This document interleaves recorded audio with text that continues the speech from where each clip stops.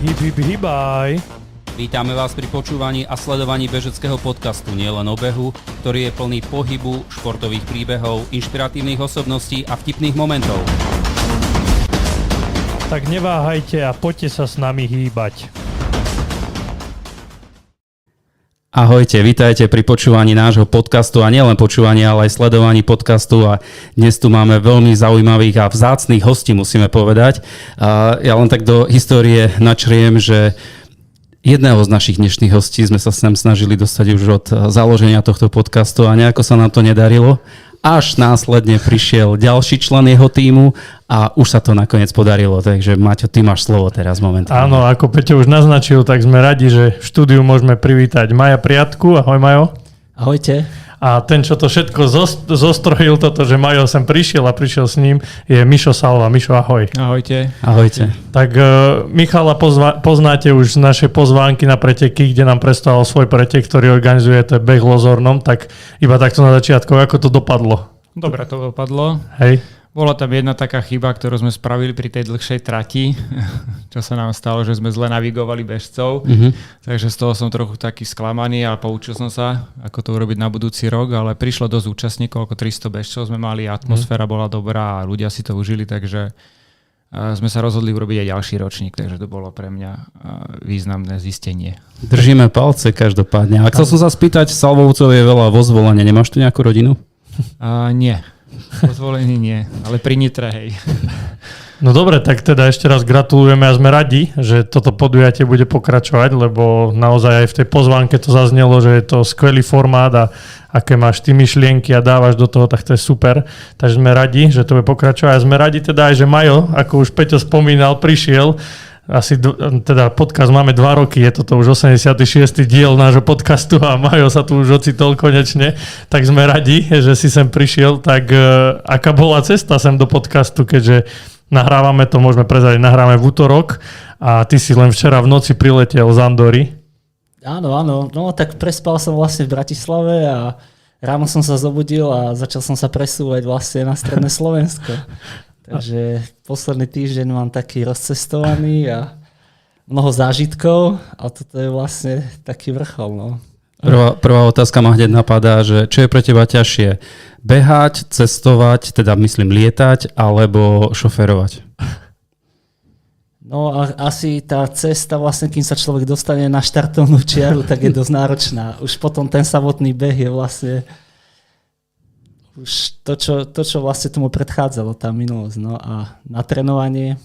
Takže tá organizácia je tiež dosť zložitá. Niekedy. Ale cesta medzi Bratislavou a touto oblasťou, nazveme Zvolenom, ti je veľmi známa, keďže ty máš, musíme tak povedať, že máš nejak blízko k tomuto regiónu. Áno, vedia, pochádzam odtiaľto, takže... Ja som to nechcel povedať priamo, ja som chcel, aby si to ty povedal. Áno, aj na Strave vidíme občas nejaký beh na Buči, tam na Čertovú skalu. Áno, to je obľúbená oblasť. No, keď prídem domov pozrieť mamu, tak sa tam rád zastavím. Áno. Vybehnem si. No a hneď ma napadá prvá otázka, že ako si sa dostal k behu? No tak postupne vlastne cez kamarátov, dá sa povedať. Ale nebolo to tak, že už v detstve bol si už dospelý a vtedy to nejak začalo? No, tak v detstve som hrával futbal. Za FC Buča? FC Buča, no. Tak... Ešte niekde budeš tam mať registráčku. No, čo si hral? Potom ešte aj za dorast vlastne a potom som mal zranenie, zlomenú nohu, tak som s tým prestal. A hrával som stred zálohy. Mhm. No, tak takže behavý typ. Taký rozohrávač. Že futbal bol prvý tvoj šport, to nazvem, a mal si teda, povedal si za dorast, ale mal si v ňom nejaké ambície, alebo to bol vyslovene len dedinský futbal, kde ste sa v nedeľu stretli a možno cez týždeň trošku potrénovali? Ako mal som možnosť ísť vlastne na futbalovú školu. Prišli tam robiť taký výber a vlastne ma aj vybrali, tak pár tréningov som mal zazvolené nejaké zápasy. A vlastne rodičia ma nedali vlastne dozvolené, aby som nemusel dochádzať. Tak som tam nešiel. Škoda. Možno dobre. Alebo áno, v konečnom dôsledku. No a potom teda to boli nejaké futbalové alebo športové začiatky a potom ako k tomu futbalu, k tomu behu si sa dostal? Alebo ešte bolo niečo medzi tým? Športy ani nie. To vlastne som začal behávať až tak pred 30, no tak asi 10 rokov dozadu. A začal som najskôr bicyklovať, chodiť do prírody, ale to som chodieval aj predtým, no len som nebehával. Tak vlastne kamarát založil takú skupinu, a to už som párkrát spomínal. Ale my sme to ešte nepočuli, tak môžeš povedať. Trail Runner z Trnava a zavolal. Čiže už si v tom čase bol v Trnave, hej? Nebolo to tu na Buči, ale bolo to už v Trnave. To bolo v Trnave, no. Tak ja som vlastne po škole odišiel, dá sa povedať, že odtiaľto za prácou a tak. Takže moje bežecké začiatky začali na rovine v Trnave. Jasné. A ja som sa už išiel spýtať, že začínal si niekde do Sietna, alebo na spomínanú Čertovú skalu a ty povieš, že v Trnave. No dobre, nevadí. V Trnave máme veľmi dobrých kamarátov, tak to ti odpúšťame. Hej. Ale napríklad na Buči je taký, asi poznáte určite Behoslobodenia Buča. No trošku ho organizačne aj zabezpečujeme. A to už som aj na základke behával, tiež tam boli aj niečo na bedni a tak, že sa... Druhé miesto, tuším, som tam mal raz. Takže nejaký potenciál už vtedy v tebe bol. No, ale tak to boli len tréningy. A to si išiel bežať len preto, lebo riaditeľka povedala, že budete mať voľno, keď odbehnete beh, nie? Dobre, ale vráťme sa k tej Trnave, takže tam kamoši založili skupinu, si vravel?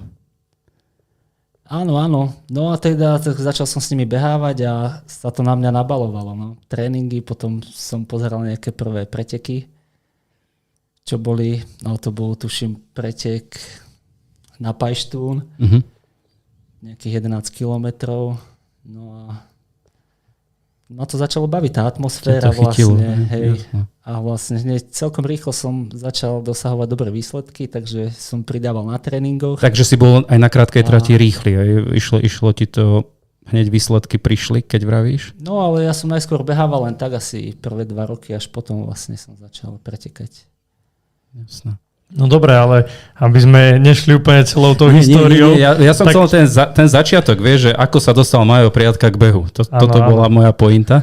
Takže bolo to v Trnave. No a aby sme aj sa Michala spýtali, aj Michal je bežec, nielen organizátor, ako sme na začiatku spomenuli, tak možno tiež môžeš 2-3 vetami, ako sa ty dostal k behu a čo ťa na tom tak ako keby chytilo, že behať, to bude to moje. No, u mňa tiež to bol futbal, že som hrával v Bratislave za EŠKP. A potom tiež som hral zálohu, ľavú, som behal hore-dole. Sa nám tu len záložníci striedajú, sa mi zdá v štúdiu, sami futbalisti. Potom nejak na strednej škole som mal jednu priateľku, ktorá bývala v meste, ja som býval v Dubravke a odtiaľ som behával domov a naspäť. A vtedy kamaráti mi hovorili, či mi akože nešibe, že behávam až 7 kilometrov. Som chcel povedať, že to je zhruba 6 kilometrov. No hej, plus minus, no, ale vtedy som neriešil ani nejaké kilometre, ani nejaké časy, proste som to chcel len tam bežať. Chcel si ušetriť na lístku, na MHDčku. No. Takže takto som behával. No ale behu som sa začal venovať tiež okolo 30-ky, tak viacej. Najskôr sám a podľa kníh. Viem, že som si kúpil prvú bežeckú knižku od Škorpila, ako za 90 dní ubehnúť maratón a podľa toho som trénoval. Aj som sa prihlásil potom na maratón, aj som ho behal, ale nejak to nedopadlo dobre, tak potom som začal hľadať trošku tú profesionalitu v tom, s tým, že som sa prihlásil do bežeckého klubu a už potom mal trénera a tak ďalej a tak ďalej. Tak toto futbalisti, ktorí prešli k behu, musíme povedať. To som ani nevedel, že ty si bol takýto až aktívny bežec. Ja som ťa začal vnímať hlavne ako organizátora, takže ten maratón si potom zabehol za tých 90 dní? Hej, ja som si tú knihu kúpil 4 mesiace pred takže to bolo trošku takže viac. som mal viacej, 120 dní. Na ten maratón zabehol som ho vtedy za 3:35, tuším. To bol košický maratón, hej. No a potom som išiel ešte na pražský vyskúšať a tam ten čas bol podobný, tuším 3:32, ale som bol zničený hrozne po tom maratóne, asi mesiac a pol chorý a neviem, nebolo mi dobré, tak som hovoril si vtedy, že toto asi takto není dobré, že keď dobehnem, takto by som sa nemal cítiť a vtedy som začal hľadať akože trénerské rady, tie profesionálne, lebo v tej knižke som všetko hrotil. Samozrejme som si vybral to najlepšie, to najrýchlejšie, aby som rýchlo napredoval a nebral čas na nejaké recovery behy a regeneráciu a také. Hej. Takže to bol maratón za 40 dní, nie za 90 dní. No ale čas parádny, 3:35 bez nejakej siahodlhej prípravy a v podstate, ako vravíš, len podľa knižky, tak to sú pekné výkony. A potom si pokračoval nejako v tých bežeckých No potom som začal a pretekoch? No potom som začal behávať z Run for Fun v Bratislave. Tam nás trénoval Karol Petőc, vlastne tréner, ktorý doteraz trénuje AKV. On sa oddelil od Run for Fun a my ako bežci sme prešli k nemu pod AKV veterán. Trochu ma mrzelo, že som veterán, ale som mal 35, takže v tej atletike ten veteránom už si. Dnes sme nahrávali aj pozvánku na víkendové preteky a tam boli, že od 40 rokov veteráni, tak sme tiež s Maťom, že tak už sme veteráni, no Maťo nie, ale už sme veteráni. Hej, no, takže toto som prijal, že teda som veterán a tam som trénoval vlastne s Karolom dlho. No a tam som potom behával všetko do polky, lebo Karol vlastne je pravda, že sme ešte na maratón mali čas. Jasné. Ale ja navrhujem, poďme k tomuto roku. Majo, ja musíme tak povedať, že medzi bežcami a medzi ultrabežcami je veľmi známy a kde sa objaví, tak hneď už sa rozpráva o tom, že Majo ide vyhrať a on je vždy taký skromný a povie, nie, prišiel som sa len rozcvičiť alebo rozohriať, ale samozrejme aj nejaké ambície sú a teraz sme už takmer v polovičke rozbehnutej sezóny a ja si myslím, že by sme mali sa venovať tomuto roku. A neviem, či mám tak začať vo všeobecnosti, ale prvá otázka, Majo, čo má byť vrchol tejto sezóny pre teba? Rok 2024. Tak niečo som už odbehol a ešte vlastne mám pár pretekov pred sebou. A dá sa povedať, že ten najhlavnejší, tak to bude UTMB. Koncom augusta. Áno. V Šamoni. Ale vieš čo, my sme trošku aj pátrali, že aké sú parametre, čiže ideš na tú variantu... Na tú kráľovskú trať. Áno. To je vlastne 100 milovka, je tam nejakých 10 000 prevýšenie. 9900, počkaj sa pozriem, 50. No a ide sa to cez 3 krajiny. Taliansko, Francúzsko, Švajčiarsko. Tak je to výzva asi. Je to, čo sa týka nás, trailových bežcov, ak to môžem tak povedať, tak je to asi taký top. No ja už som to absolvoval vlastne pred 2 rokmi, takže aj viem asi približne do čoho idem.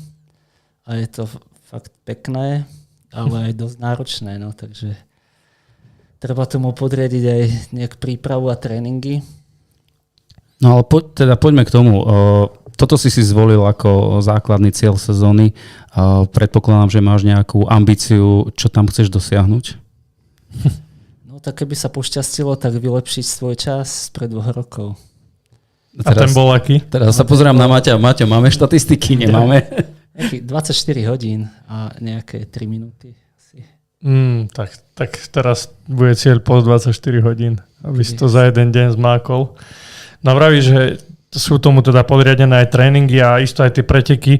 Vlastne vieme, že si začínal tento rok ľudovou 50-kou. To bol prvý pretek, taký zimný, kde až tak tento rok zima nebola. Našťastie, áno. Lebo mám skúsenosti tiež pred 2 rokov, tuším, že sme sa tam brodili. Áno. Miestami skoro po pás snehu, takže teraz to bolo rýchlejšie. No, tak ako si vnímal ten pretek? Bol to prvý v sezóne a dal si tam aj traťový rekord, čak? Prekonal si tam. Áno, podarilo sa. Hej. Nakoniec. No, tak bežalo sa mi dobre, čo si pamätám, no, tak...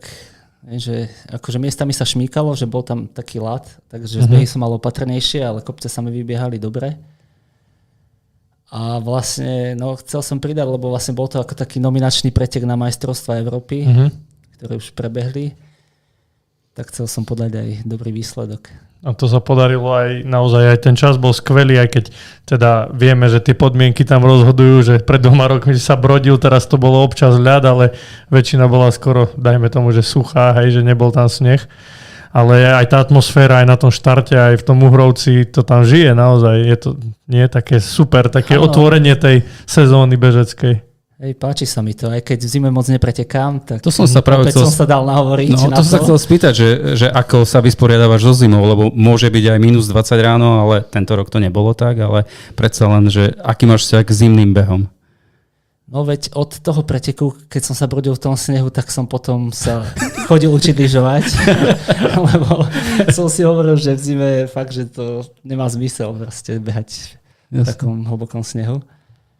Takže aspoň to malo nejaké výhody, že teraz ma baví chodiť v zime na ski Alpy. No k tomu sa dostaneme k ski Alpom, dobre, ale ešte zostaneme pri tých behoch. Ja si pamätám, keď vybehli už na sociálnych sieťach, že si v cieli a videli sme tam čas 4:50, ak si dobre pamätám, plus minus, tak všetci, že to nie je možné, že to sa nedá zabehnúť, ale dalo sa, lebo si to dokázal a potom prišla letecká stovka a na to asi nemáš dobré spomienky. Áno, ale mám. Mám, no. Akože, Dobrý tréning. presne, to bola príprava vlastne, lebo ja som potom išiel mesiac na to na 100 milovku, tak to som si chcel dať taký test, že ako som na tom.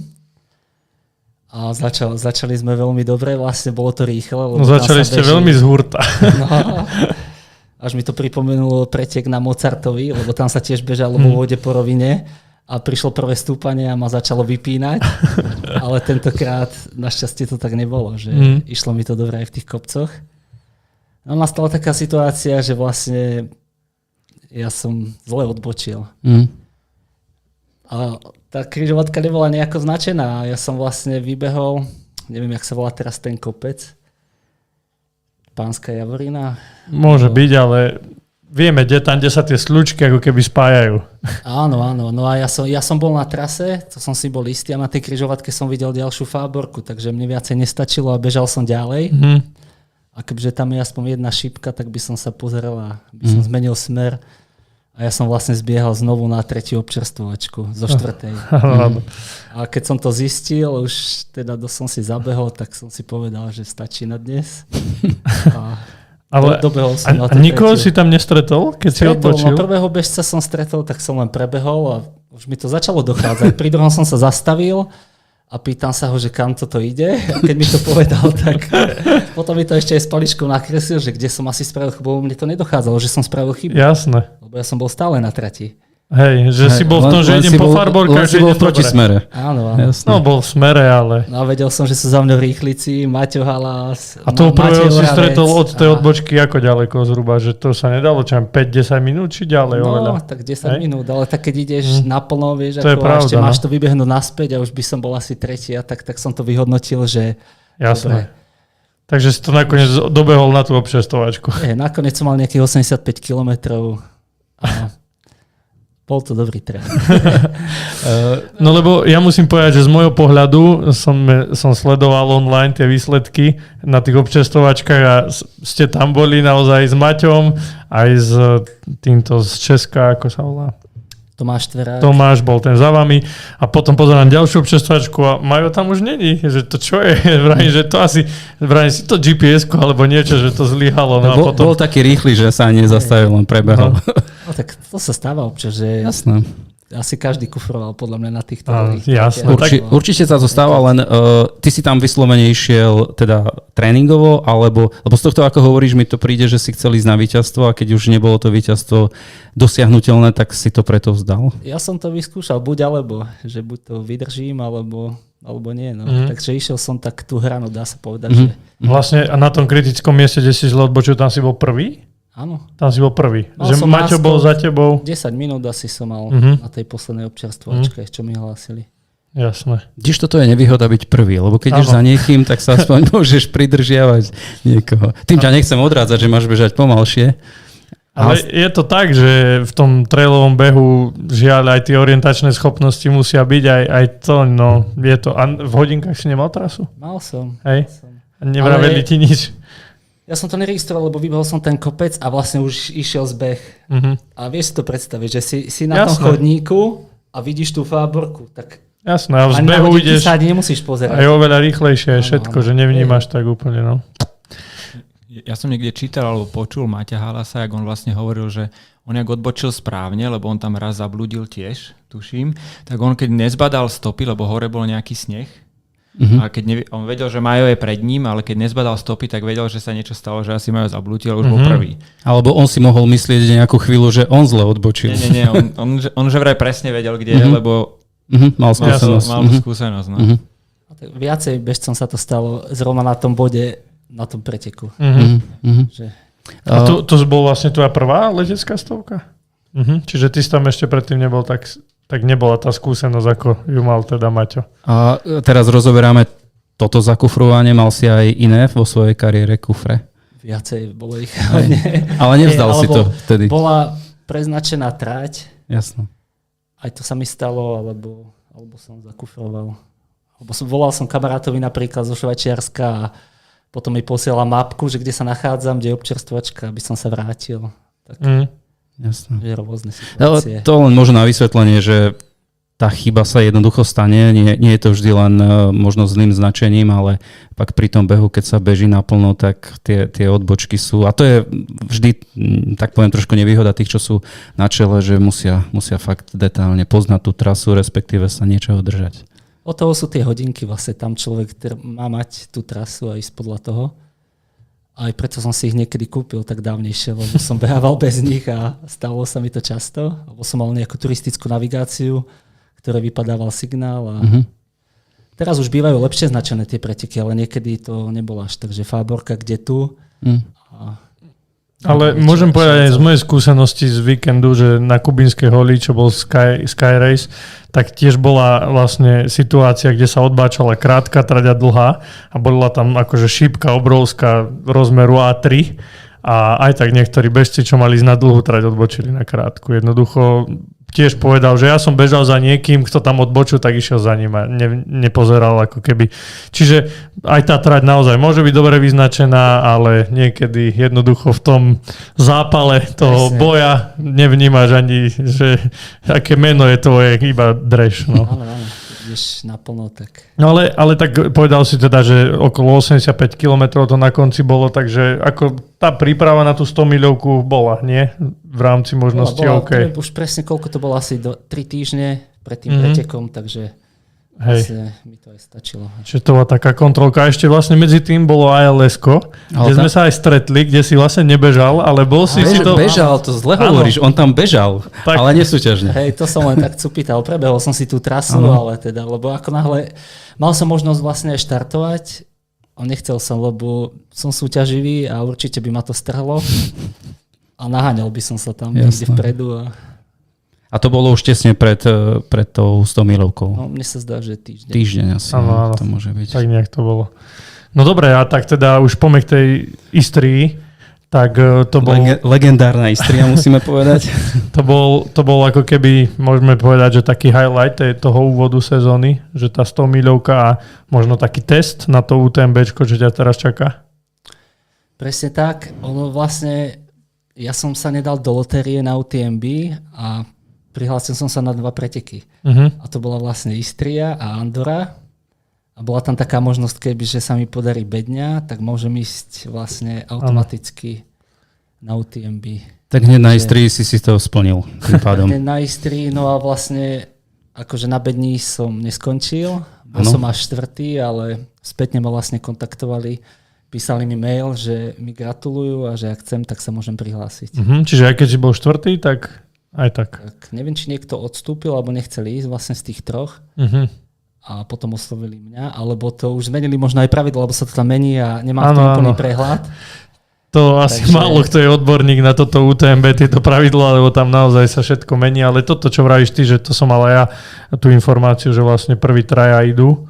Ale neviem, či to nie je to aj tak, že v kategórii? No veď preto ja som myslel, že keď si bol prvý v kategórii, že automaticky... Ale celkovo 4., takže... Či sa to nebralo po kategóriách a tým pádom... No nič, musíme si organizátorov z UTMB zavolať sem, tak nám to vysvetlia.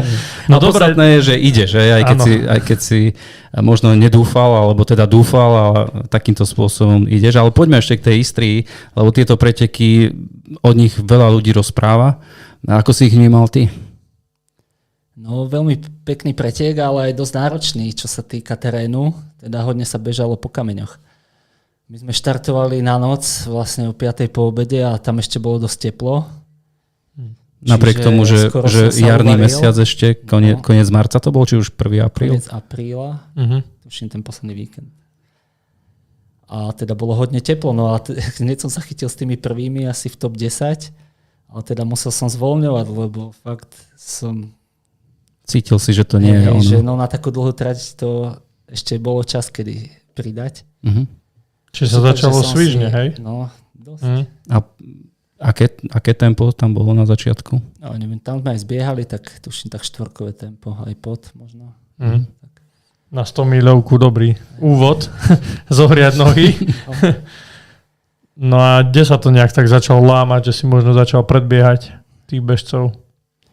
No, ja som si držal svoju pozíciu, no vlastne, že tak okolo 10. miesta som sa držal stále, ale mal som krízy vlastne, že tiež vlastne bolo teplo a sa mi zdalo, že má málo vody, tak snažil som sa hodne piť a naberal som si vodu aj z potokov a tak, potom aj žalúdok ma bolel, čiže mal som rôzne krízy, ale vždy som nejako ožil a pokračoval ďalej. A hlavne teraz som mal konečne prvýkrát podporný tím. Kamarát ma čakával na občerstvovačkách a vždycky mi povedal, že na akej som pozícii, pomohol mi, doplnil som si veci, čo som mal tam. No a hodne mi to pomohlo. Teda vždycky a takáto pomoc je dovolená? Je možné, že ti niekto pomáha doplňať? No je to v pravidlách vlastne, že na ktorých občerstvovačkách môže byť. Čiže každé preteky to majú nejako ináč. A tam bol vlastne na 3 miestach na celej trase. Je to asi aj taká, možno aj taká psychická sprúha, keď tam vidíš naozaj známu tvár a nejdeš len tak sám, nebežíš tam celý deň sám. Áno, stačí prehodiť pár slov a človeka to fakt, že povzbudí a ide ďalej. Hej. No a keď vravíš teda, že si držal okolo toho 10. miesta, tak celkovo 4. miesto. Tak čo, chlapi začali spomaľovať, či si pridával? No veď ono sa to tam striedalo, proste niekedy ma s behom a predbiehali, do kopcov som predbiehal ja, ale hovorím, že mal som aj také problémy, že som zvrácal a tak myslel som, že skončím, úplne vieš, také fázy. Ale ožíval som a po 100 kilometri vlastne, keď mi hovoril kamoš, že som na tom celkom dobre, tam som bol tuším 5. A na prvého som strácal 25 minút, čo nič nie je ešte na 70 kilometrov. Takže samozrejme ja som ale začal naplno, dá sa povedať, že nohy na tom boli ešte dobré, žalúdok sa mi polepšil. Čiže ešte stále sa dalo, že na tú bedňu vlastne môžem sa dostať. Jasné. A takže vízia bola UTMB, no. Takže dobehol som potom aj 4., 3. Čecha, s ním som išiel chvíľku a jeho som predbehol, predo mňa už bol len vlastne Fín a Marek Kausidus, Čech. No ale zase mi začalo dochádzať. Takže ono je to, že v zime nepreteká moc. Vlastne mal som tam tie 2 prípravné preteky, ale nikdy na jar som nešiel 100 milovku. Vždy som ju chodieval už v júni alebo cez leto, v auguste a tak. A podľa mňa, že nebol som na to tak pripravený ešte. Na takú dlhú trať. Že na tú 100 si áno. Si do toho veľmi bez nejakej prípravy. Už som mal potom rozšľahané stehna a tak už som nevládal z takého mierneho briežku, že fakt som mal. Ale čiže vlastne ako keby tá 100 miľovka na tej Istrii bolo iba kvôli tomu UTMB, že ináč by si išiel možno normálne len 100 na tej Istrii. Áno. No dobré, ale vravíš, že si aj zvracal, tak akože nechcem úplne to rozpitvávať, ale že po takom, akože keď to telo nespolupracuje, tak ako sa dokáže len tak človek akože zotaviť a ísť ďalej, že nechýbala ti energia, alebo nebol si taký oslabnutý, alebo čo bola tá sprúha? No našťastie to bolo pred tou občerstvovačkou, kde ma čakal kamoš, tak už som si povedal, že veď už tam nejako dojdem a myšlienky boli také, že to idem zabaliť. Ale pokiaľ som tam išiel, že zbiehal som vlastne ten kopec, to bol kúsok a chvíľku som tam bol, pár minút a sa mi zase polepšilo.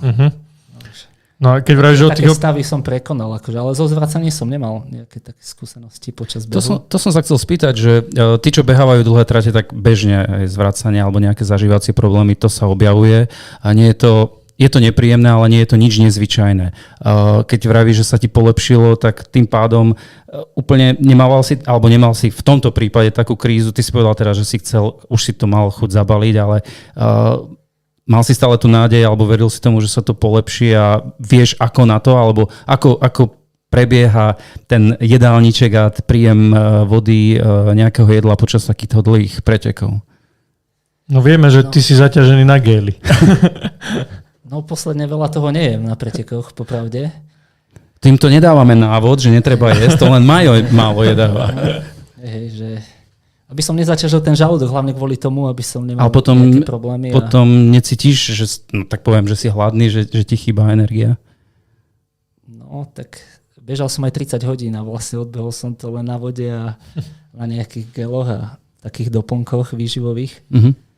Takže určite sa to dá. Aj tí elitní bežci, tak oni väčšinou behávajú vlastne len na tom. Uh-huh. Ale je dobre možno raz za čas si niečo dať. Aj teraz som vlastne bežal v Andore a mal som tam aj nejakú pevnú stravu. Že cestoviny si dal, nie? Nie, nejaké tyčinky a uh-huh. tak. Uh-huh. Ale na tých cukroch, no, na sladkom to väčšinou bežím všetko. A pred pretekmi? Pred pretekmi klasické raňajky, no stávali sme teraz skoro ráno napríklad a mal som chlieb s džemom. Čiže žiadne stále sme v nejakom sladkom, čiže do niečoho iného nejdeš, do nejakého iného jedla?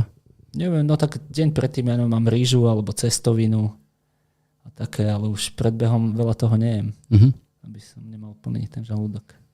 Jasné. Ale je to tak, že niečo mi funguje na jednom behu a potom idem ďalší pretek a zase to tam nefunguje. Čiže je to stále zisťuješ, že skúšam aj nové varianty a tak.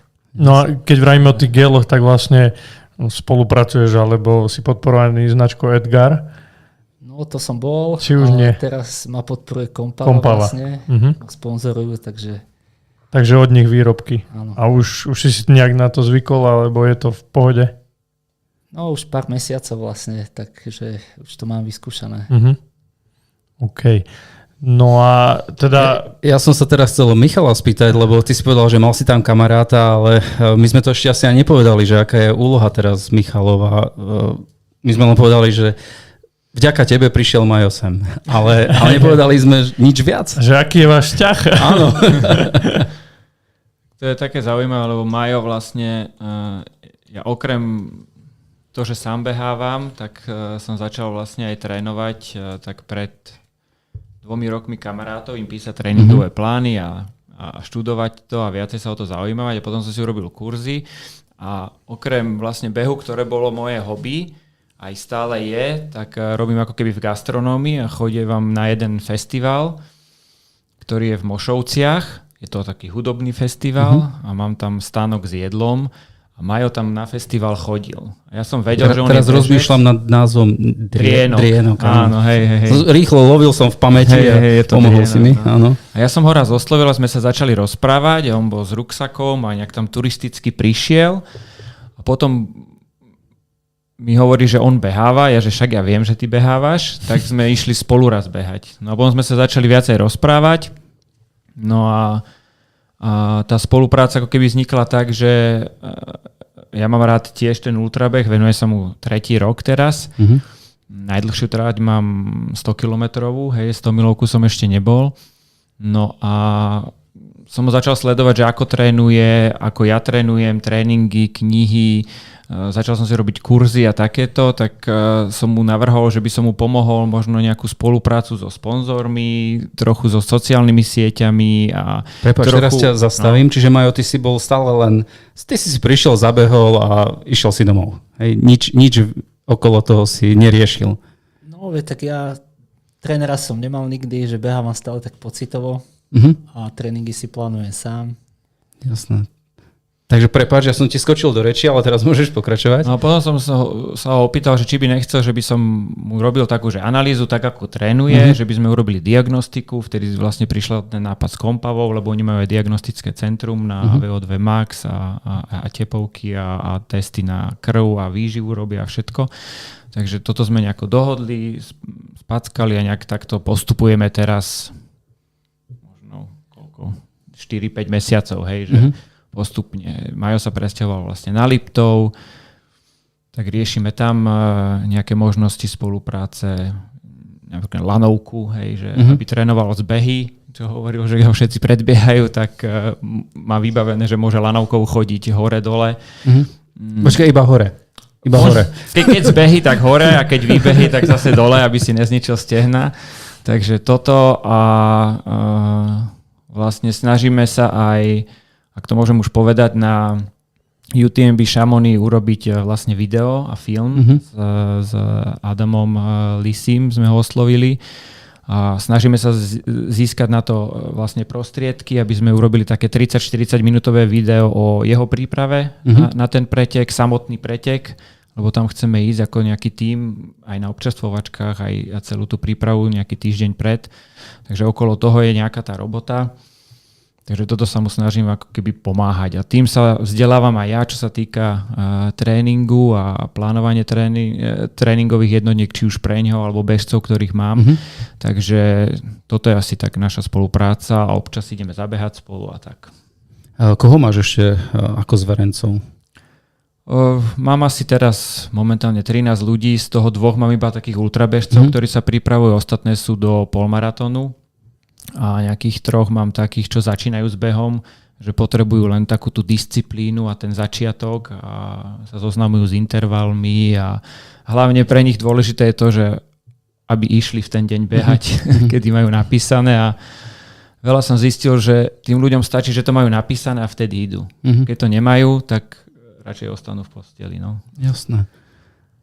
Povedal si, že Majo sa presťahoval na Liptov. Na začiatku odznelo, že si začínal v Trnave alebo že si žil v Trnave. Takže tento rok veľká zmena v tvojom živote? No mám to teraz bližšie k horám.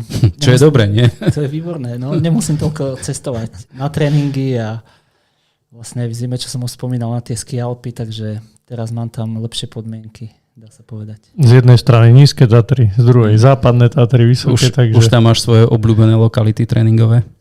Niektoré áno, že už som bežal viacejkrát. Z Demenovskej doliny napríklad. A myslíš hore, hej? Áno. A tak vlastne ono je to tam na spoznávanie na 10 rokov asi, lebo je to tam veľké, takže... Určite. Dá sa ísť na každý smer. Dá sa to kombinovať rôzne. Aj tie výškové sa rýchlejšie zbierajú, keď je nejaký pretek, čo má 9000 výškových, tak ľahšie to nazbiera na Liptove, jak v Trnave. Len na chvíľku preruším tento zaujímavý rozhovor, aby som vám dal do pozornosti, ako môžete prispieť, aby náš podcast rástol. Podporiť nás môžete na stránke www.misosport.sk, kde kliknete v pravom dolnom rohu na žltú ikonku kávy, kde si vyberiete počet virtuálnych káv, ktorými podporíte tvorbu nášho podcastu Hib Hib Hibaj. Aj vďaka káve od vás môžeme predstavovať v podcaste zaujímavých hostí. Tak poďme späť k tomu dnešnému. No ale prerušme teda tú sériu behov. Bavili sme sa o v podstate 3 tohto sezóny a budeme pokračovať potom ešte ďalej. Ale skúsme k tej príprave prejsť. Čo obnáša tvoja príprava? Čo zahrania? Ako vyzerá príprava Maja Priatku? No tak v zimnej časti nabehať veľa kilometrov, keď sa dá. V tvojom prípade? Vieš, pre niekoho je veľa kilometrov 50? Ale tak ja zase až nebehám tak veľa, ale tak okolo tých 100 km týždenne sa snažím nabehať. Teraz všetci povedia, že to nie, to nás klame, to nie je možné. Ja to nemám v tom taký prehľad. No akože väčšinou mojich tréningov je na strave, ale keď mám možnosť, tak vlastne popri práci som schopný ísť tak 20-25 km a cez víkend niekedy je viacej. Bude to v kombinácii s bicyklom alebo dlhšie behy, 5-6 hodinové. Jasné, a tým pádom držíš sa tréningového plánu, alebo ideš častokrát na pocit, alebo čo sa ti v ten deň si tak povie, že toto by som si šiel vybehnúť, alebo vyslovene to už máš predurčené. No práve, že ja moc to nedodržujem. Akože snažím sa to niekedy, ale ja som naučený, že ako sa cítim v daný moment, alebo spravím si taký svoj plán na týždeň, no teraz mi Michal s tým pomáha, že mi to rozpíše. Ale zase mi zavolá mi kamarát napríklad, že či nejdem s ním a on chce niečo iné, tak zvyčajne to zmením. Michal si potom chytá hlavu. Ja vždy pondelok zavolám, že aký má plán na ten týždeň. Hej. Potom podľa toho sa snažíme to prispôsobiť nejako. Hej. Ale niekedy dojde k tej zmene presne, že aj idem s týmto kamošom, tak tam mám, že dobre, 18 voľne. Alebo jak sa budeš cítiť. Veď som videl, že naposledy si bol s Maťom Moravcom sa troška prebehnúť. Tak no, ten asi tiež úplne nešetrí energiou v tých tréningoch. S ním je to ako na preteku, dá sa povedať. No. Takže to ma baví. Dobre, takže objavuješ Liptov, to sme povedali, že zásadná zmena alebo dosť podstatná zmena, ale na tento typ behov veľmi dobré podmienky.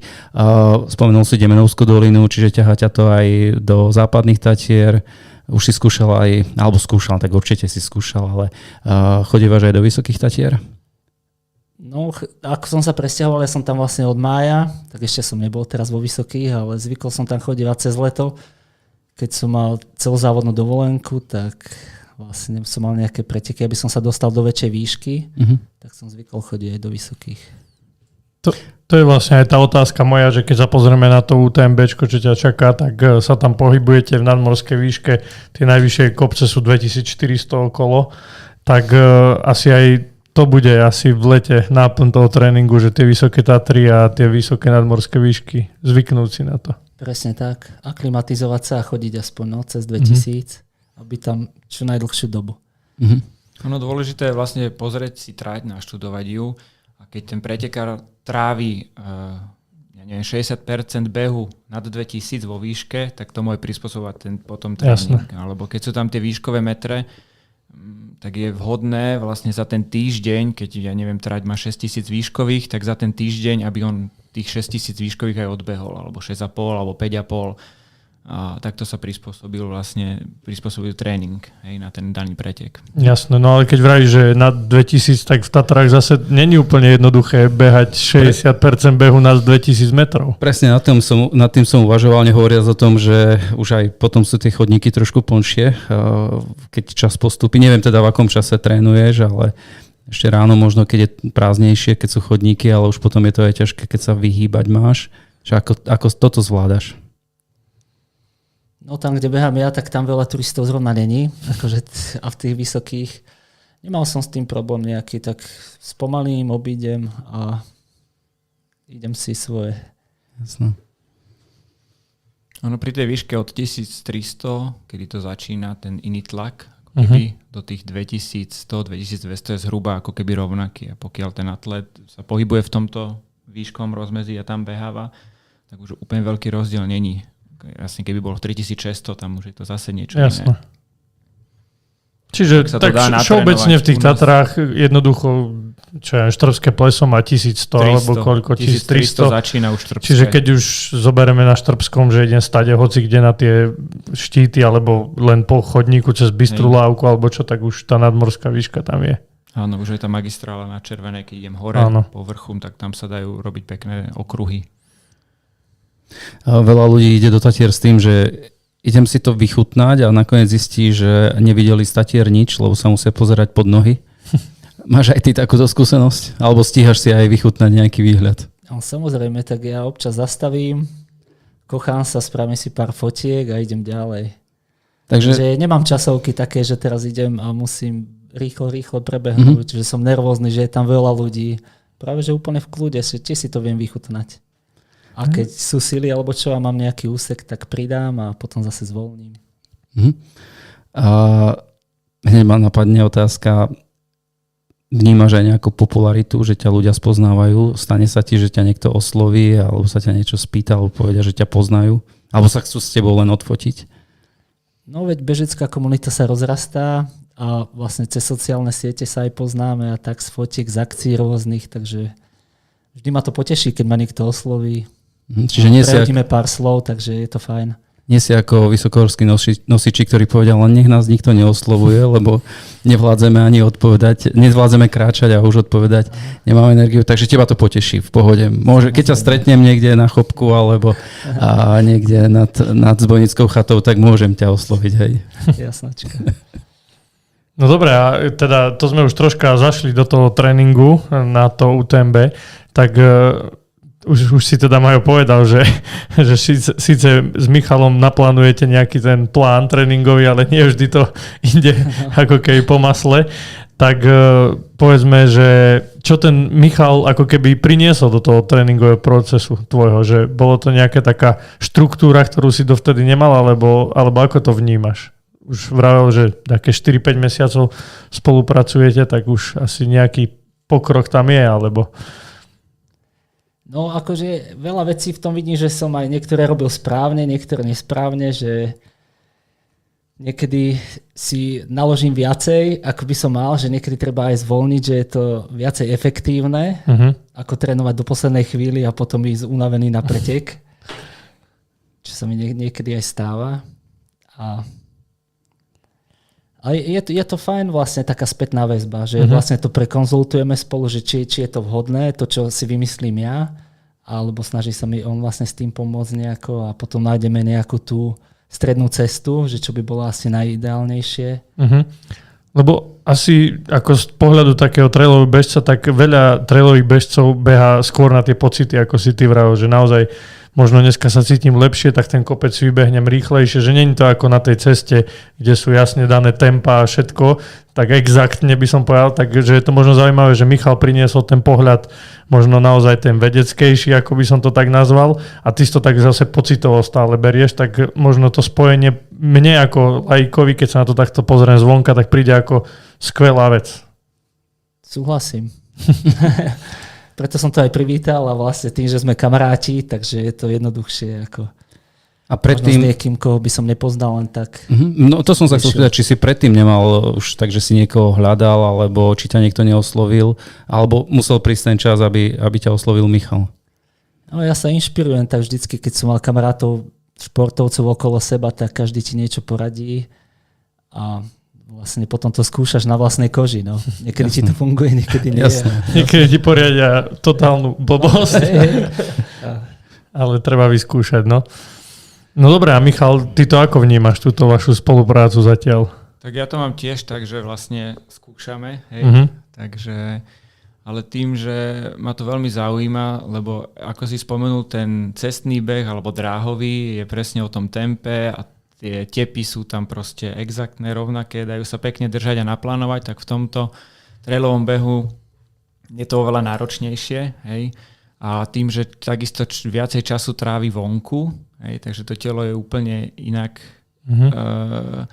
Inak môže byť unavené po 3 hodinách, ako keď vybehne. Takisto tam veľkú úlohu hrá počasie, sklon kopca, terén, takže veľmi ťažko sa plánujú ako keby... by som to nazval tempa, hej.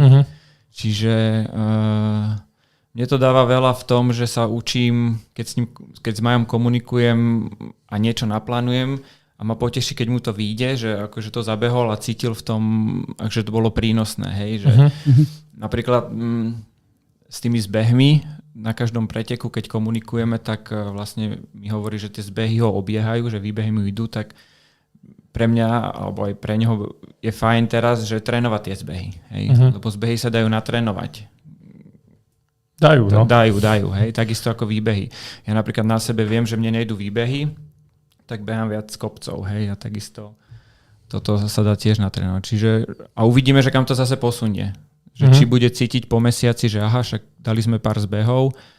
A takisto, keď je nejaký pretek, tak mňa baví si naštudovať tú trať a porovnávať vlastne ten sklon a ten profil trate a potom ho prispôsobiť tomu, kde ten pretekár žije a podobný profil mu vymyslieť toho behu, lebo pokiaľ on to zažije potom už na vlastnej koži a už ide na ten pretek, a keď to bude hoci kde inde, vo Francúzsku, Španielsku, tak už to má, že jasne, však tento 3-kilometrový kopec má prevýšenie 800 metrov, to v pohode behávam, vybehol som to 3-krát za to a to tempo, teraz som v preteku, tak viem, že som v polke, vie si to ustrážiť, vie sa pekne na to pripraviť aj psychicky a vybehne to aj v preteku. Potom viem, že tam je 10-kilometrový zbeh, prekonám, ja neviem, z 1500 na 1300, čiže 200 výškových 50 kilometrov, čiže môžem do toho udrieť aj zrýchlejšie. Hej, že, a takto si rozkuskuje aj ten pretekár vlastne tú trať aj 100 kilometrovú, aj neviem akú. Jasné.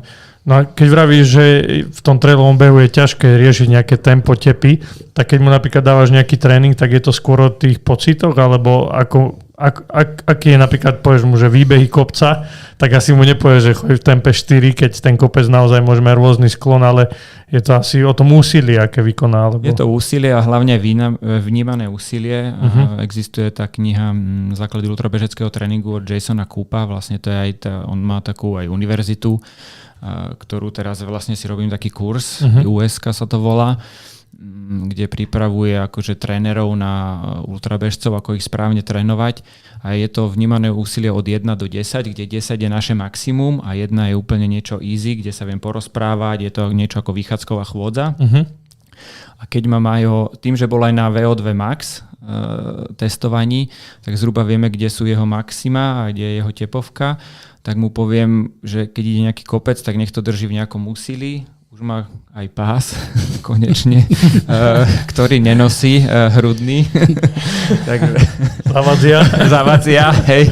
Zle sa dýcha s ním. A mal si pás? Nie, sakra. A mal si pás? Nie, sakra. Takže má aj pás a vie si to kontrolovať. Hej. Čiže on potom sám vie, že či tlačí veľa, alebo nie, alebo by vedel potlačiť. Je už skúsený na to a vieme to potom odkomunikovať v rámci toho úsilia, že ako sa mu išlo do toho kopca.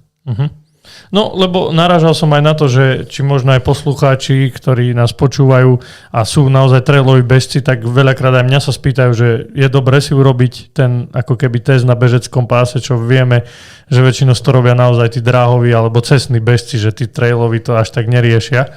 Tak ja im ako keby odporúčam, že ako není to nevyhnutné, ale je to fajn si to urobiť a presne ako ty vravíš, vedieť tú hodnotu možno VO2 max alebo toho naozaj toho, čo je v tej škále 10, hej?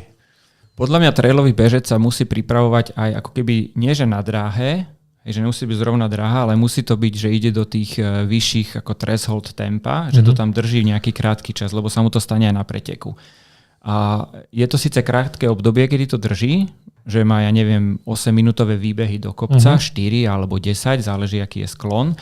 A tých 8 minút to drží v tom threshold tempe, alebo nie, samozrejme celých 8, ale v tej intenzite, alebo tých posledných 2 minúty je to už také, že áno, už sa mi zatvára clona, ale ešte to držím a snažím sa pracovať v tom laktáte. A potom samozrejme idem dole, recovery, ako teda regeneračný klus, pekne to zídem, alebo chôdza a potom zase idem druhý ten úsek. Jasne. A toto jedine buduje tú silu do tých nôh, aj do toho celého tela, aj kardiovaskulárneho systému, aj s tým pracujem vlastne celé telo, hej, takže a ten tréning má byť taký rozmanitý, hej, samozrejme aj tie dlhé behy, 3 hodiny, 4, 5 hodín tráviť vonku, aby to telo bolo zvyknuté, ale aj tieto krátke intervaly, to posunie a takisto ako dráhového bežca posunú intervaly, tak aj toho trailového.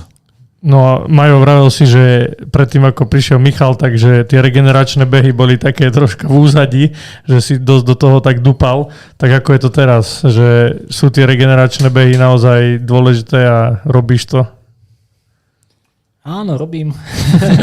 Občas. Tak, keď si idem, záleží aj s kým si idem zabehať. No, niekedy je to pomalšie, že taká rýchlejšia turistika, alebo... No, tak keď je s Maťom Moravcom, tak asi to nie je úplne regeneračné, ale... Samozrejme, ale rád jazdím na bajku, takže podľa mňa, že to je také, že sa nedostanem do tých vyšších tepov. Jasné. A tá záťaž tam je nejaká. Čiže bike bežne zaraďujete v tréningu, hej? Áno, áno. Na recovery, ako tiež taký. Ale zase bike je ten, že potrebuješ viacej času na to, hej? Jasné. 2-3 hodiny aspoň byť. A čo sa týka regenerácie, aj nejaké iné prvky sú tam ako regeneračný beh alebo bike? Mám nejaké regeneračné prístroje. A neviem, no mám teraz takú podložku vlastne, tiež na regeneráciu, ktorú si púšťam na noc. A ďalej tam mám ešte Chi Machine. Vlastne ono to rozprúdi lymfu, kyslíči krv a spevňuje to tak chrbticu. Potom mám ešte nejakú lampu, také nejaké svetlo. Mito light sa to volá. A rôzne doplnky regeneračné. Stretching, no, ktorý som posledne tak až nedodržiaval. Ale áno, je to dôležité. No, vieš, ja to tak beriem, že ultra beh začína byť veľmi populárny, alebo ostatné roky to vnímaš aj ty asi, že sa tomu venuje čím ďalej viacej ľudí a je to taký magnet. Ale už takto na takéto úrovni, lebo ja som tak aj vnímal, že ty si išiel vždy na pocit. Jednoducho, ako si sa cítil, tak si išiel a teraz už do toho ide viac tej vedy, tak sme to nazvali, Maťo? Tak. Tej vedy a všetkého okolo toho a ja som veľmi zvedavý, že kam ťa to posunie aj vo výsledkoch. Že aké to bude, že aký bude rozdiel povedzme v tých výkonoch a toto je veľmi, veľmi zaujímavé. Takže v tomto držíme palce určite a preto sa pýtame aj na tú regeneráciu, lebo veľa ľudí povedzme búši do toho a snaží sa len objemy a veľa a zabudajú práve na tú regeneráciu, tak možno preto, že ako regeneruješ ty, alebo čo všetko je v rámci tvojej regenerácie zaradené? No tak je to, hlavne asi mal by byť dostatočný spánok a trénujem tak 5-6 dní v týždni, čiže ten jeden deň je taký voľný, dá sa povedať. Ale ten oddych samozrejme nie je až taký, keď človek pracuje a popri tom ešte vlastne si naloží na tréningu. To je potom moja ďalšia otázka na toto, že lebo si povedal, keď sme mali celozávodnú dovolenku, nedá sa teda ultrabehom uživiť. Ako dá sa samozrejme, že niektorí bežci tak fungujú, ale tak ja ešte nedosahujem asi také výsledky. Ešte sme nenašli správnu firmu. Tak robím to tak, ako hobby. Čiže normálne na full time si v robote, každý deň chodíš do práce a popri práci trénuješ. No teraz som si spravil také prázdniny, takže môžem sa venovať tomu behu a vlastne príprave na UTMB, ale všetko som odbehal doteraz popri zamestnaní. Takže. Keď sa ešte vrátim k tej regenerácii, čo ty si spomenul, že veľmi veľa bežcov bere regeneráciu, alebo keď majú v pláne voľno, ako keby, že problém, že nič nerobím. Pritom veľa bežcov by si malo povedať, že to je časť môjho tréningu. Lebo vtedy to telo, keď ho unavím a regenerujem, tak vtedy buduje. Presne to, čo potrebuje. Zosilňuje šlachy, svaly, cievy sa viacej otvoria a všetko, vlastne celý kardiovaskulárny systém sa zosilnie v tej regenerácii. Takže to je presne dôležité regenerovať a nehrotiť, ako si povedal. Presne tak. Ešte k tej možno komunite, našiel si veľa priateľov v rámci ultrabežcov a ultrabežkyň? Samozrejme. Takže v tomto smere odporúčaš, keď chcete kamarátov, behajte dlhé trate a behajte v horách? Áno. A hlavne, keď ľudia chodia na tie podujatia, alebo bývajú rôzne prednášky, festivaly, nejaké outdoor filmy a tak. Takže ľudia sa tam stretávajú, spoznávajú navzájom a zdieľajú spoločné zážitky. Častá otázka, keďže beha sa v prírode, tak veľa ľudí teraz má obrovský strach zo zvierat. Čo by si na toto povedal? No tak... A keďže sa presťahoval z Trnavy na Liptov, takže... No tak mám zážitky také tiež z prírody. Keď sa pýtaš na medveďov, alebo tak. Že, vieš, teraz je napríklad hubárska sezóna a zistil som, že ľudia prestali chodiť na hríby, lebo sa boja, že stretnú medveďa, čo je dobré, lebo nazbieraš aj podvečer, nazbieraš 2 košíky. Ale tak dobre, že sa na to pýtaš. No začal som sa ja trošku ináč správať v lesoch, ako ja som behával v Malých Karpatoch.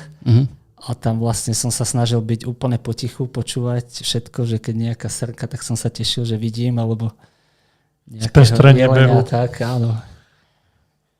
No teraz na tom Liptove je to tak vlastne, že keď idem cez nejakú neprehľadnú zákrutu, alebo tak snažím sa vydať nejaký zvuk, buď zaťukám paličkami, alebo niečo zakričím, zaspievam si a tak, no. Lebo stalo sa aj mne párkrát, že som stretol vlastne medveďa, ale... Dostatočnej vzdialenosti. Hej, keď je to z dostatočnej vzdialenosti, tak je to fajn a každý si ide svojou cestou. Jasné. Ten jeden, čo po tebe vyštartoval. No, máme takú skúsenosť, že... Poď s ňou von. No, išiel som tréningovo vlastne trasu po Ľudnici. A no, to bola taká náhoda, že som vlastne zbiehal do doliny a vlastne počul som nejaké zvuky, tak som zastal, pozrel som sa z chodníka dole, asi 10 metrov podo mňou vlastne a hneď po mne vyštartovala medvedica. No, tak som len začal kričať, zdvihol som ruky a už keď bola pár metrov, tak uskočila. No, ona sa otočila, vlastne videl som, ako malo lezie na strom, takže ona vlastne len mala tú reakciu, vlastne, že si bránila. Možno ich tam bolo viacej, videl som len to jedno. Jasno. Takže... No, mohol si aj začať bežať, možno by si aj ušiel. No to asi by som spravil chybu a asi by ma tam podriapala. Určite. Tak zachoval si sa v tom momente veľmi správne, že veľa ľudí by možno spanikárilo, ale... Toto, mi poradila kamarátka, ktorá tam žije 20 rokov vlastne a už mala tých stretov fakt veľa. Čiže ona mi povedala presne a spravil som to tak, ako mi to povedala a to mi asi aj zachránilo kožu, lebo keby som začal bežať, tak by išla po mne. Ako vieš, a ja som už mal nejaké skúsenosti s medveďmi, našťastie zatiaľ vždy sa nerozhodli útočiť, ale práve že utekali. A to bolo to šťastie, ale tiež ako v momente, ak sa už ten medveď vyberie proti tebe, tak asi človeku nie je všetko jedno. No už keď je blízko, tak asi je dobre si láhnúť, ale toto bola taká situácia, že fakt, že sme na seba narazili a boli sme moc blízko pri sebe. Mhm. Čiže oni to majú v sebe a hneď štartujú. Ale ináč podľa mňa tie medvede sú plaché. No určite. Len treba dať o sebe vedieť a určite. Utečú. No a ešte aj záleží, v ktorej si lokalite, tak ako si povedal, keď Poludnicu spomínaš, tak samozrejme, že tam toho je viac. Aj keď nedá sa vylúčiť, že ho môžeš stretnúť kdekoľvek, len tým som chcel aj to možno tak apelovať, že netreba sa úplne báť chodiť do tých hôr a tak, ako si povedal, treba dať o sebe vedieť a v zásade by sa nemalo nič zlé stať. Aj keď nikdy sa nedá nič vylúčiť, samozrejme. No a ešte, teda toto sme nejak prešli a vrátil by som sa ešte k tej sezóne, ktorá stále prebieha a k tým pretekom, tak vlastne z tej Istrie si prišiel a išiel si na Baba Kamzik. Áno. Čo bolo ako keby maratónec išiel na 60-ku na šprint, takže aj pamätám si, však bol som tam s tebou, tak ľudia sa ťa pýtali všetci, že Majo, ty nebežíš 50-ku, že čo tu robíš na tej krátkej trati? Pre teba veľmi krátkej, tak aký bol toto skok, že z tréningu na 100 miľovku išiel si 20-ku? Nečakal som tam nejaké zázraky a baví ma behať aj tú Golden Trail sériu vlastne. A je to taký šprint, vlastne štart cieľ, vieš, takže bežal som v rámci možností, no. A páčil sa mi ten pretek. Takže, no ja som si to potom ešte vlastne odbehol naspäť, no, tréningovo. Aby ten objem tam bol za ten deň, bola tam aj intenzita, aj objem, tak dobrý tréning. Tak vlastne vravíš o ten Golden Trail sérii, tak musíme povedať, že vlastne hlavný sponzor je Salomon, čo je aj tvoj sponzor, aj do tejto sezóny už spolupracuje s nimi nejaký ten rok. Tak aká je táto spolupráca? Možno tak 2-3 vetami. Tak ja som rád, že behám za nich už asi 6. sezónu. Takže je to veľká podpora a vlastne môžem reprezentovať u nás aj v zahraničí. No musíme povedať, že zo Slovákov si jediný v tomto týme. Salomon. A ešte Katka Lovrantová. A ešte Katka, aha.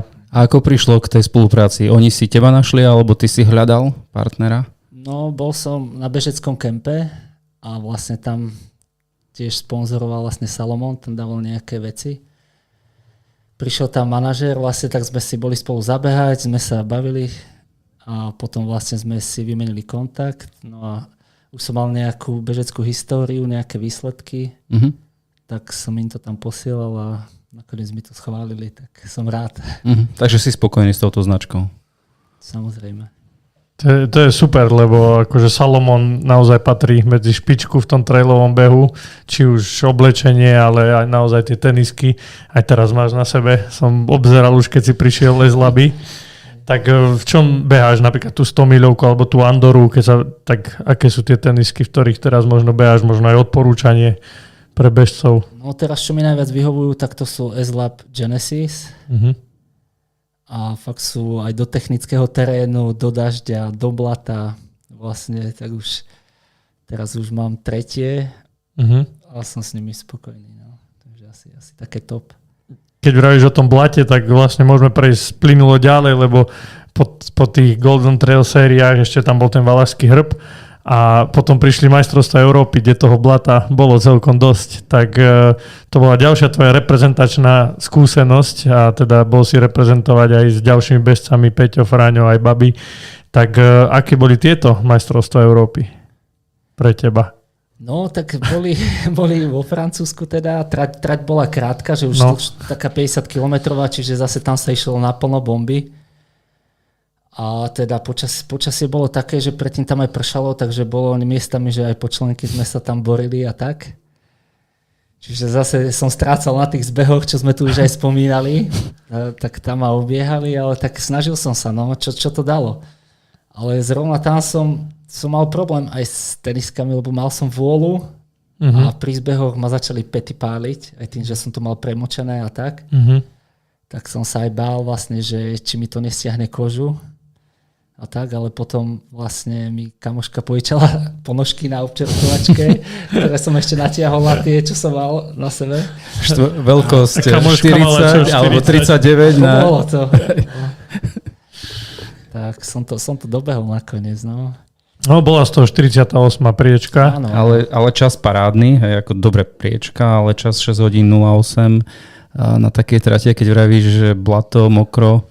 Hej. No na naše pomery akože dobrý čas a výsledok, ale už v tej Európe teda to... No, tak. Tá konkurencia je tam už úplne iná. Tam iná. víťaz mi dal hodinu. Tak ale videli sme, že tí Francúzi boli nadúpaní neskutočne, že tí to zobrali ako vrchol sezóny, keďže obsadili všetky popredné priečky, aj chlapi, aj ženy, takže tí tam išli. Bola aj výhoda, že boli doma, ale sú aj dobrí, samozrejme. Hej. A majú dobré podmienky, to je ďalšia vec na tréning. Keď sme sa tu bavili o Tatrách, tak predsa len tie možnosti a tá tradícia je tam úplne iná. A keď to možno porovnáš s tými majstrovstvami sveta, kde sme boli teda minulý rok, tak ako tie dve akcie možno tak hodnotíš, možno aj organizačne, aj tým... No tak tam sa mi to asi v tom Innsbrucku viacej páčilo. Mhm. No niečo, aj keď toto bolo tiež dobre zorganizované, predsa už tam si dajú na tom záležať a hlavne sa mi páči aj ten otvárací ceremoniál, ako to celé prebieha, tá atmosféra, že je to fajn. Takže akože doporučujem trénovať a ísť na tie nominačné preteky nejaké. Aké je to jednoduché však. Áno, veríme, že ten nominačný systém bude troška iný, o čo sa už možno niektorí bežci snažia. Takže a o rok sú opäť majstrovstvá sveta, takže všetky trailoví bežci, poďte do toho, trénujte, aby ste sa tam dostali, lebo je to skvelé, že vlastne už takto 3 roky môžeme vraveť o tom, že Slovensko vysiela takúto výpravu a na začiatku ste to boli možno len tí s Peťom Fraňom a teraz už naozaj tá výprava je oveľa väčšia. Tak to je skvelé, že takto reprezentujete. No a teda môžeme ísť na tie preteky, ktoré boli teraz, cez víkend. Presne, poďme sa venovať. Andora, ty si povedal, že tam si sa pôvodne aj prihlásil, čiže toto boli preteky, na ktoré si sa špeciálne v podstate pripravoval túto sezónu. No tak je to celkom čerstvé, pár dní, pár hodín v podstate od skončenia pretekov. Aké to bolo? No, bolo to ťažšie, ako som očakával, teda ten terén. Lebo tak parametre boli tak, že nejakých 105 km a 6,5 tisíca výškových. Aj keď sa tam upravovala trať kvôli podmienkam, že hore mal byť ešte sneh, na ten najvyšší bod, čo sme mali ísť do 2800, tuším. Tak nám akože trať upravili a v konečnom dôsledku nám ešte pridali. Čiže z toho bolo nejakých 113 a cez 7000 mi to ukázalo na hodinkách. Takže bolo to výživné. Tak ale pre teba lepšie, keď si trénoval na 100 míľovku. Hej, ale keď tie sily má človek rozložené, že na 100 kilometrov a potom sa pozrie a ešte má 12 do cieľa, tak mi to moc na nálade nepridalo. Veď práve, že nenastane u teba, alebo u niektorých aj nastane taký blok, že jednoducho sú nastavení, trať má 107 alebo neviem koľko a zrazu pozerá, že ešte máš 5-7 km do cieľa, že nejdem, vieš. Zaskočilo to aj mňa, už bol len zbeh, tak na tej poslednej občerstvovačke popravde som tam bol dlhšie, ako som mal byť asi. Ale vlastne potom zase prišli nové sily a ten zbeh som už dal. No, keď vravíš, že ten terén ťa zaskočil, tak čo, boli tam nejaké chodníky s veľa skalami špicatými, alebo ako to vyzeralo ten terén? No, presne tak, bolo to zasypané celé kameňmi, čiže človek sa musel sústrediť na každý jeden krok, aby nespravil nejakú chybu, aby si tam nespadol alebo nezranil sa, lebo už tým pádom by bol ohrozený celý pretek. Ale na to všetko sme mali aj dobré počasie. Štartovali sme ráno o 5, čiže ešte 3/4 hodinu sme mali asi čelovku. A tiež som sa držal asi v tej prvej 20. A do kopca sa mi išlo úplne skvele. Čiže hodnotím to ako dobre. Podal som celkom dobrý výkon. Ty si taký skromný, tak povedzme, že 16. miesto, 5. v kategórii. Iba. A stihol si to do tmy. Hej. Necelých 16 hodín, tak si pred tmou, pred 9 prišiel. Nádherná príroda, akože fakt aké je to tam obrovské, že som rád, že som si zvolil ten pretek a do budúcna možno ešte by som tam aj zavítal. Ako si vlastne vyberáš preteky? Teraz trošku odbočím od toho. na základe odporúčania, alebo takto, ako si povedal, že toto sa zdá byť pekná lokalita, chcem sa tam ísť pozrieť? No rád si vyberám každý rok nejaký nový pretek. A teraz malákajú vlastne aj tie preteky, čo sú v tej svetovej sérii, čo sú pod UTMB, tie sú vlastne po celom svete. A tým, že už mám niečo odpretekané a sa mi nazbierali nejaké tie body, mám dosť vysoký UTMB index, takže tam sú zase výhody. A taktiež môžem na niektorých podujatiach štartovať, že nemusím ani štartovné platiť. Tak, čo výrazne pomôže bežcovi. Lebo ono tie náklady okolo toho, keď človek ide na zahraničný pretek, tak... Pokiaľ to nie sú reprezentačné veci, tak nie sú zanedbateľné, to je jasné. Tak vravíš, že si dobre vybral Andoru, aj si spokojný s výsledkom, s časom, ale vravíš náročné. Áno, ja som rád teda, že som to prežil tak, že som sa nezranil a vlastne je to dobrá skúsenosť. No. Ešte možno, že tam boli nejaké tie rezervy, ale v tom momente proste čo som vládal, to som išiel a vydalo to na to 16. Žiadne zvracanie nebolo? Nie, práve so žalúdkom som nemal problémy. Akurát možno tú poslednú noc som moc toho nenaspal, že to som cítil takú únavu a vlastne tiež som si poslal 2 balíčky. Prvý som mal na 37. kilometri v Andore. No a tam som tiež si dal nejaké magnésko, potom som mal nejaký taký energy shot, čo mal asi pol decáčik. A odtedy som úplne ožil a vlastne začal som pretekať. Fakt do toho 60. sa mi išlo skvele. Tam som mal zase balíček, takže takto som sa posúval. A nejaké veľké krízy som nemal. No a keď ešte si spomínal, že pri tom tréningovom procese používaš paličky, tak paličky sú povinná tvoja výbava na každé takéto 100 kilometrové, 100 míľové preteky. Ako paličky, no väčšinou už nad 50 kilometrov, tak idú so mňou, lebo mne hodne pomáhajú. Ale tak asi závisí to od terénu, že keby to bolo Baba Kamzik 50, tak asi tam nebereš paličky. Tak tam nie, no asi, ale... Ale na takýchto, kde sú väčšie prevýšenia, tak vlastne hlavne vo výbehu ich teda používaš, hej? Áno, ale aj v zbehoch niekedy. Ako opora. Hej, že tak tie ďalšie body oporné. A šetrí to asi aj predné stehna z behu. Keby sme tu mali Peťa Fraňa, tak ten by povedal niečo iné asi. Hej, veď niektorí behávajú aj tie dlhé bez paličiek, takže je to každému ako čo vyhovuje. Určite, ja tiež, ako keď sa ma pýtajú, nie som až taký odborník samozrejme ako vy dvaja alebo vy traja, ale paličky určite odporúčam, myslím si, že je to obrovská pomoc.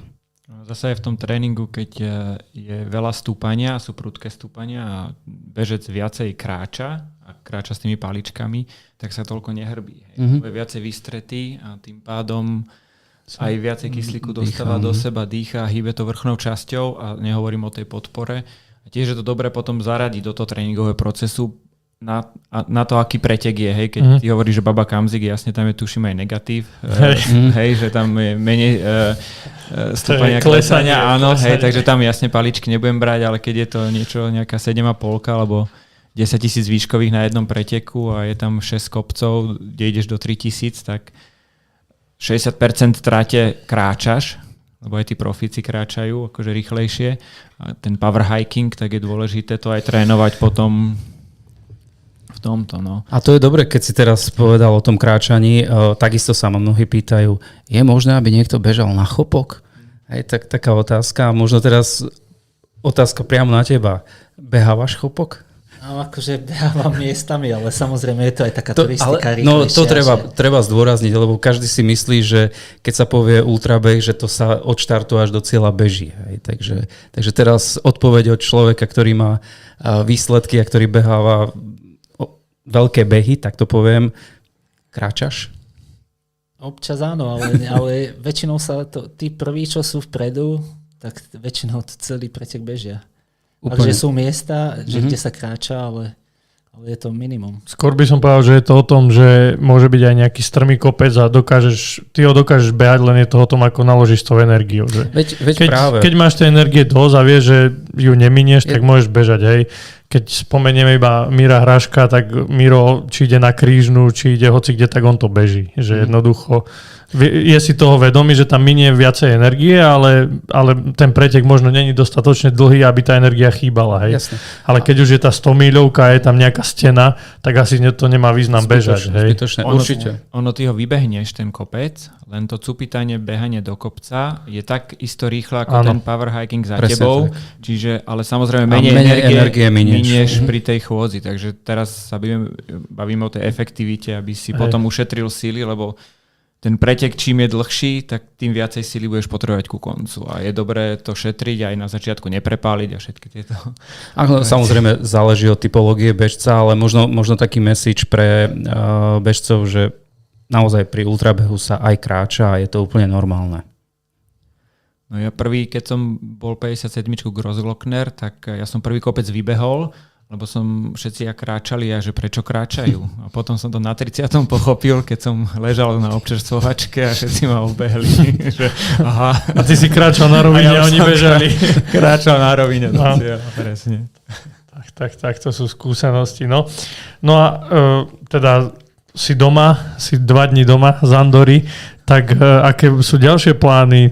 Vlastne bavili sme sa o tom UTMBčku, čo je na konci augusta, tak máš 2 mesiace, tak čo, ide sa len trénovať, alebo ide sa aj niečo pretekať v lete? No už boli aj také nápady, že ma kontaktoval jeden chalan, že či nepôjdem Pyramentu hneď začiatkom júla, ale to som radšej hneď akože odmietol. Ale prišla zase ďalšia ponuka, že môžem ísť vlastne na sústredenie do Švajčiarska. Tak asi pôjdem teraz začiatkom júla na nejakých 8 až 10 dní. S tým, že vlastne potom by som sa chcel stiahnuť a ukludniť. Tým, že dať si pár dní pauzu a bude nízkotatranská stíhačka. Teraz to už bude, tuším, 15. ročník. Tak vlastne by som si to chceli zabehnúť po 5 rokoch. Tak to bude dobré, lebo viem, že sa tam aj Paťo Milata chystá, tak to bude rýchlovka, nízkostíhačka. No jasné, toto je podujatie, ktoré ja musím povedať, že veľa ľudí práve cez toto podujatie sa dostalo k ultrabehu a je to už legenda na Slovensku, takže to si dobre povedal. OK, aspoň si spravíme program podľa toho. Prídeme sa pozrieť na polceste. No a čo potom? August? To už bude len príprava? No začiatkom augusta mám tam zase pretek v Čechách, tak tam sa beží taký jesenícky maratón. Tam je prevýšený asi 1800. A bude sa to smerovať k tomu UTMB, no ale ešte potom je tam vlastne finále v Poľsku. Áno. Golden Trail séria, kde prídu vlastne tí najlepší z celého sveta. Tak chcel by som ísť aj tam, ale budem musieť zvážiť, že ako vyštartujem, lebo chcem ísť ako pretekár a zároveň by som tam asi aj len pozbudzoval. No to sú 2 týždne vlastne do UTMB. No a teraz po poslednej skúsenosti, čo som bol Valašský hrb, kde som si zabehol 30 kilometrov a ešte to bolo v nedeľu a v stredu som mal ešte svalovku a v sobotu ďalší pretek, takže to nebol asi dobrý nápad, že tak búšiť. No Michal sa tu len tak tvári, ako, že asi nechoď do toho Poľska, že to nie je úplne dobré. Majo mi na začiatku roku poslal, že preteky, ktoré by chceli ísť. Ja som na to kúkal, že každé 2 týždne nabúchané a viem, aké to je, že keď ja sám pretekám, aj keď si poviem, že OK, pretek je kontrolka, alebo pôjdem to v rámci tréningu, tam proste ja si myslím, že každý, kto behá a preteká, tak sa tam to nejak sa mu rozšíria tie zrenice, nejak nozdry a adrenalín začne bušiť a keď už cíti nejaký aj úspech alebo niečo, tak ešte viacej a presne ako Majo povedal, že môže ho to rozbiť a bude potrebovať oveľa dlhší čas na regeneráciu a potom sa mu to spočíta, hej, niekde na ďalšom preteku, na ktorý sa hlavne pripravuje aj na to UTMB, takže akože zváženie na ňom. Ale je to rôzne, niekedy to môže aj zase prospieť. Vieš, že... A veľakrát to pomôže, áno. Aj psychicky, hej, že to sprúdi. A čo sa týka, teraz si povedal Poľsko, samozrejme Alpy a v rámci Slovenskej ultratrailovej ligy ešte máš niečo v pláne tento rok? Niečo na jeseň? Už som si nedával ďalšie preteky, to už potom uvidím, že... Ako budeš na tom, hej? Áno. Ak môžem spomenúť, po UTMB by sme chceli, taký projekt máme, ako keby by sme chceli robiť taký kemp bežecký v Nízkych Tatrách. Uvidíme, či sa to podarí niekedy v októbri. pre bežcov, kde vlastne by sme sa bavili o tréningoch, o správnej výžive, regenerácii, kompenzácijných cvičení, joge a takýchto a celý ten ultra svet, čo je, že čo je dôležité v tom. Hej. A uvidíme, či sa nám to podarí, malo by to trvať 4 dní a to by bolo taký akože niečo, že dať aj ľuďom, hej, že vrátiť akože. Takže to je v októbri. No. Ale verím, že Majo si pozrie 2. septembra, keď príde zo Šamony termínovku a ešte tam nejakú stovečku vytiahne. Takže ešte isto sa tak niekde sú tam uvidíme. Možnosti sú tam ešte na jeseň celkom dobré. Dobre lákadla. Pozvania niekam. To sa rozhodne. To skôr.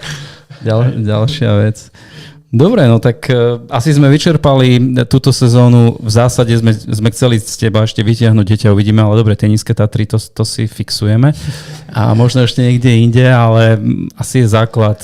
Budeme ťa sledovať na tvojom vrchole sezóny, v tvojom vrchole sezóny. Možno ten tlak je niekedy až nepríjemný. Pociťuješ niekedy takto pred pretekmi, že už je toho tlaku veľa?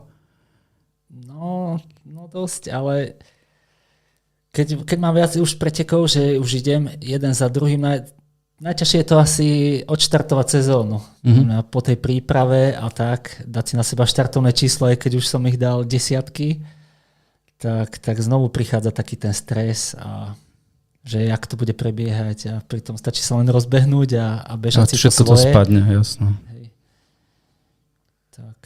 To si povedal aj na začiatku podcastu a musím to potvrdiť, že najťažšie je ten moment, kým si na tej štartovacej čiare a už keď zaznie ten výstrel, tak už robíš to, čo vieš, takže tam už nejaký stres alebo niečo není, už sa ideš baviť tým behom, takže tak je to, no.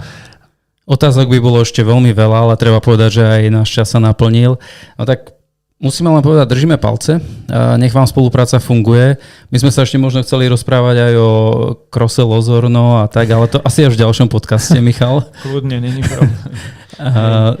Takže čas sa naplnil a držíme palce, nech spolupráca funguje a nech vrchol sezóny v podobe UTMB vyjde podľa vašich predstav a podľa tvojich predstav, Majo. A Michal nech je spokojný s tebou. Ďakujeme.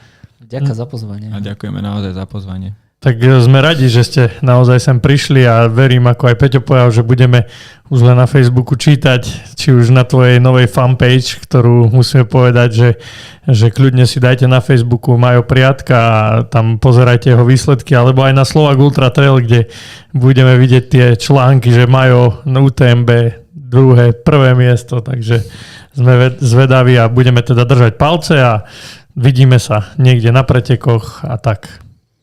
Ďakujeme pekne, sledujte nás. Sme zabudli aj povedať, že toto pred letnou prestávkou je naša posledná epizóda a vidíme sa, počujeme sa až na jeseň roku 2024. Ahojte.